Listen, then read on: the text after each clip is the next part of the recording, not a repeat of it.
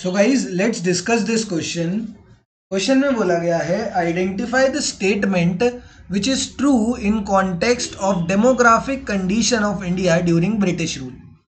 तो जब तक ब्रिटिश रूल रहा ना इंडिया में, जब तक ब्रिटिश रूल रहा तब तक दो टाइम पर हमारे डेमोग्राफिक ट्रांजिशंस आए थे।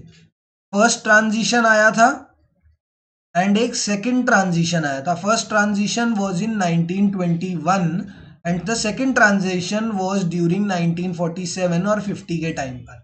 ठीक है, ये दोनों डेमोग्राफिक ट्रांजिशन मतलब बहुत ही ज्यादा बर्थ रेट डेथ रेट इनमें फ्लक्चुएशन जब आता है ना, तो उसको हम डेमोग्राफिक ट्रांजिशन बोलते हैं। उसको हम डेमोग्राफिक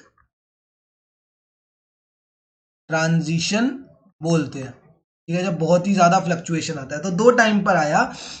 डेमोग्राफिक ट्रांजिशन 1 आया एंड डेमोग्राफिक ट्रांजिशन 2 कब आया? 1950 में। तो दोनों ही टाइम पर 1921 में क्या था? हाई बर्थ रेट था, high birth rate and death rate, दोनों ही चीजें, डेथ रेट की भी बात करें बर्थ रेट की भी बात करें तो दोनों ही हाई था इस टाइम पीरियड पे। एंड अगर 1950 की बात करूं तो इस टाइम पर बर्थ रेट तो हाई था, बर्थ रेट तो हाई था, बट जो डेथ रेट था वो लो था। Death rate was low. अब इसमें जितने भी पूछे गए हैं ना, वो पूछा गया है कि during the time of British. तो अगर हम जर्नल सेंस में बात करें, जर्नल सेंस में देखें तो 1921 से लेके 50 तक बर्थ रेट कैसा रहा? हाई रहा। डेथ रेट तो पहले हाई था फिर कम हो गया, मतलब फ्लक्चुएट हुआ। बट जो चीज कांस्टेंट रही, जो फ्लक्चुएट नहीं हुई, वो थी बर्थ रेट। बर्थ रेट पहले भी हाई था एंड बाद में भी हाई ही रहा। तो पूरे ब्रिटिश रूल के टाइम पीरियड में बर्थ रेट शुरू से लेके एंड तक हाई ही रहा। इसलिए option number 1 is the correct answer. Death rate तो कभी हाई हुआ कभी लो हुआ, तो इसमें फ्लक्चुएशन आया। इन्फेंट मोर्टेलिटी रेट होता है कि जो बच्चा है, जो बच्चा है वो पैदा होने के बाद उसकी डेथ तो नहीं हो रही।